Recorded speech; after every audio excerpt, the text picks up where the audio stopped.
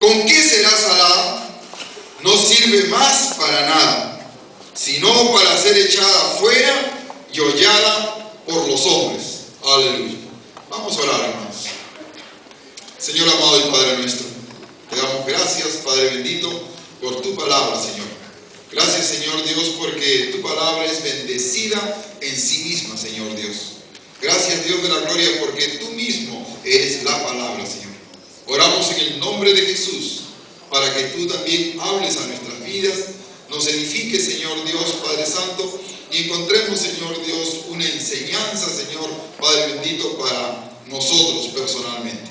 En el nombre de Jesús, amén y amén. Amén.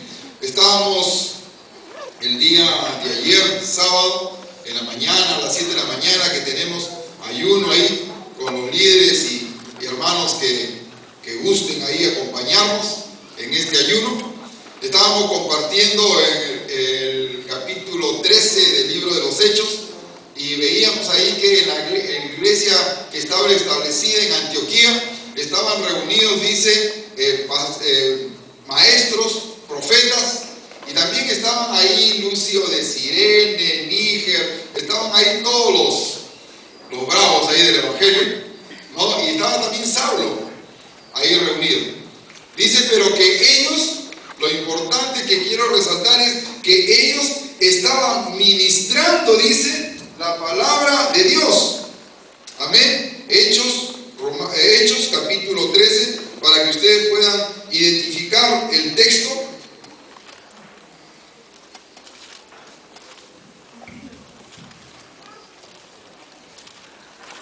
Versos 1 y 2. En el verso 2 dice, ministrando estos al Señor y ayunando, dijo al Espíritu Santo, apartadme a Bernabé y a Saulo para la obra a que los he llamado. Pero lo que quiero resaltar en el versículo 2 dice que estaban estos ministrando al Señor y ayunando. Y compartiendo ahí ese día en el ayuno estaba el pastor Pablo también ahí, cada uno estábamos aportando. Y ministrando, dice, y ayunando, lo que se refiere en el original, utiliza la palabra liturgoi, que quiere decir, y se encontraban estos hombres siendo bendición y bendiciendo en ese lugar. O sea, de que la palabra que está mostrando ahí, que decía ministrando esto y ayunando, lo que estaba diciendo es que se encontraban bendiciendo en ese lugar o siendo de bendición en ese lugar. Hermanos, y esa palabra también quiero rescatarla, para que nosotros en el lugar donde nos encontremos, donde estemos, también podamos encontrarnos siendo de bendición para los demás. Amén. Y cuando escuché eso en el ayuno, yo dije, Señor, acá está como relacionando con la palabra que me había puesto para el día de hoy, cuando decimos de que Dios nos llama, que nosotros somos la sal de la tierra. Y cuando escuchamos este versículo, nosotros nos ponemos a pensar qué cosa es la sal y para qué sirve la sal y en qué la necesitamos. Pero lo primero que tenemos que referirnos es a la palabra de Dios cuando nos dice, vosotros sois la sal de la tierra. O sea que no nos está diciendo, ustedes pueden ser la sal de la tierra. No nos está diciendo, a ustedes les he dado algunas cualidades para que puedan utilizar No, lo que Dios está poniendo ahí es un imperativo, es una palabra donde dice, vosotros sois la sal de la tierra. O sea, de que como creyentes, como hijos de Dios, tenemos un lugar en el sitio donde nosotros nos encontramos, ya sea en la iglesia, ya sea acá en nuestra comunidad, ya sea en el barrio, en la universidad, en el lugar donde nos encontremos. Nosotros tenemos que tomar ese lugar que Dios nos pone para ser sal de la tierra.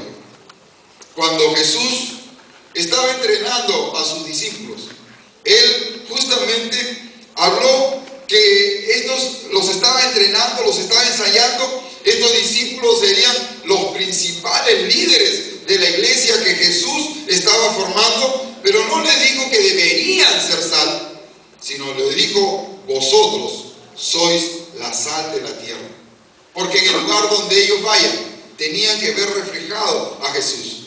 Tenían que ver reflejado el mensaje que habían escuchado de Dios, de las buenas nuevas de Jesús, que estaba entregándole un evangelio poderoso para predicar un evangelio completo, no un evangelio a medias, no un evangelio camuflado, un evangelio malbarateado, sino un evangelio de poder.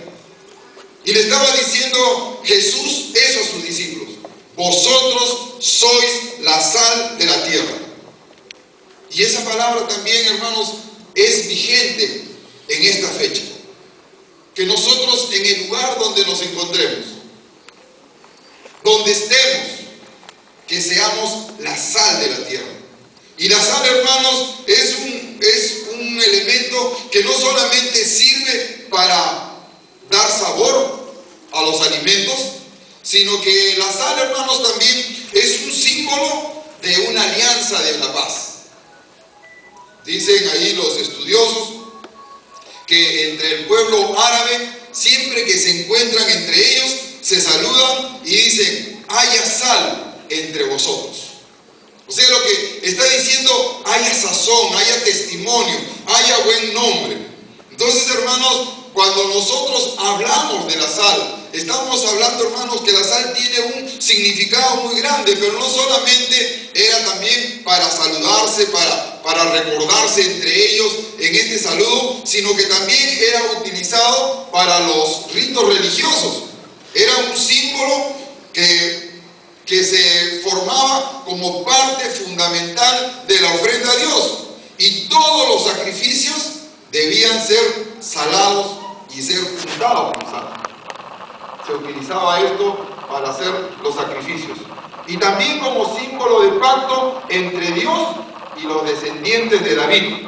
Ahí en 2 de Crónicas, capítulo 13, verso 5, tomen nota nomás, no se distraigan en buscarlo. La palabra de Dios dice: ¿no sabéis vosotros que Jehová Dios de Israel dio el reino a David sobre Israel para siempre? Y a él y a sus hijos bajo pacto de sal. Un pacto muchas veces también se sellaba con sal. Hermanos, un pastor, él mencionaba, contaba su experiencia, porque inicialmente había tenido mucha experiencia en el pastoreo de ovejas, y este pastor compartía y decía que las ovejas pueden olfatear a muy grandes distancias, a muchos kilómetros, inclusive donde hay sal. Y las ovejas caminan y se buscan y se dirigen con la finalidad de poder lamer esa sal, porque lo necesitan para sí. Ellos necesitan esa sal y la buscan, la olfatean, llegan hasta ese lugar en busca de este elemento donde ellos pueden compartir.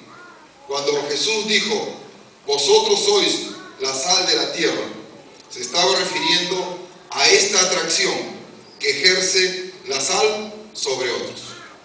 Que los demás puedan ansiar, puedan desear tener lo que nosotros tenemos. Que los demás puedan, hermanos, también estar olfateando por ahí y decir: yo quiero lo que tú tienes. Que puedan estar viendo en cada uno de nosotros qué es el reino de Dios y su justicia. ¿Qué es el reino de Dios en nuestras vidas? Que no solamente sea una oración cuando en el Padre Nuestro decimos: no, venga tu reino así en el cielo como en la tierra. A veces tratamos de diferenciar que el reino de Dios solamente está en la tierra y ansiamos que ese reino venga. Pero hermanos, el reino de Dios, desde el momento que nosotros aceptamos a Cristo como nuestro Señor y Salvador, ya está reflejado en nuestras vidas. Y los demás tienen que ver que ese reino de los cielos está siendo manifestado, difundido entre todos nosotros los cristianos, y que ellos también han